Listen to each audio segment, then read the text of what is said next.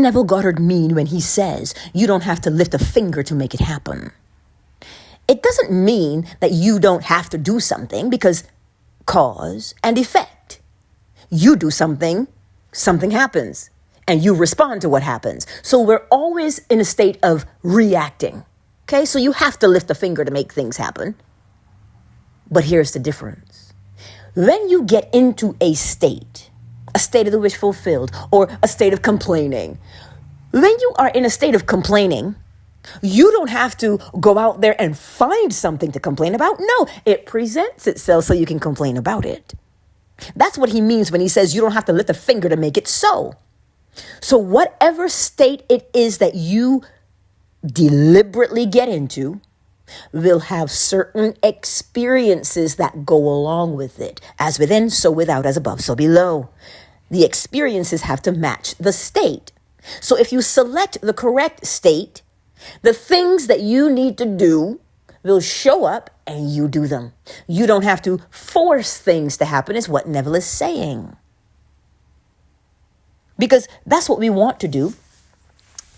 For instance, remember the lecture where he spoke about the woman who wanted to reconnect with a good friend that she hadn't seen in the eons.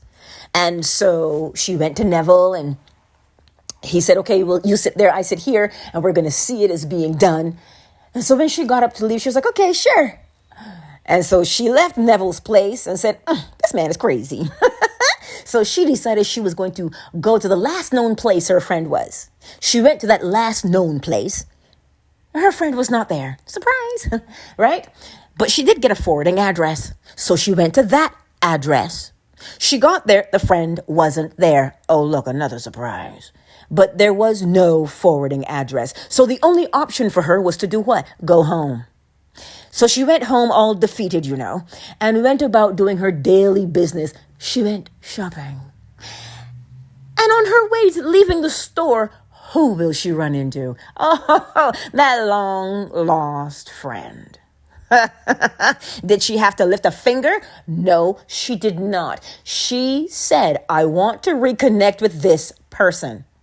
Neville Goddard set it in motion because he saw it as being done. Even when she doubted, he saw it as being done. She went. Here's how she lifted a finger. She didn't just lift a finger. She lifted her whole body and spent some money in the same fashion to go to the first place and the second place. And out of sheer frustration, had to come home with loss. But she went about doing the things she would normally do, which would be shopping. And there's the friend. Now, remember, she hadn't seen this friend in eons. What would possess the friend to just show up? So you see, when you are in the state of the wish fulfilled, you don't have to lift a finger to make it happen. You don't have to go out and say, how am I going to get this new job? No, you want the new job? Well, see it. What would it be like if you had it? Begin to feel that and live in that state. And in that state of the wish fulfilled, you will get the desire to make sure your resume is on point. Because you'll go somewhere, you'll hear something, and you'll be ready to have it presentable. But not because you went out and forced it and pounded the pavement. No, you just got ready. Why would you get ready? Because the job is already yours. But you have to know what job it is. Because I'm sure you don't just want any job.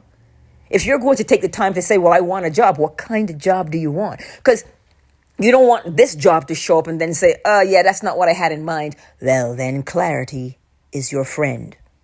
So get into the state of the wish fulfilled, and the action that you take is the action that the state you are in will dictate for you.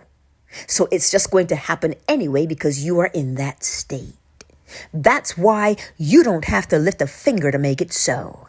Much love to you.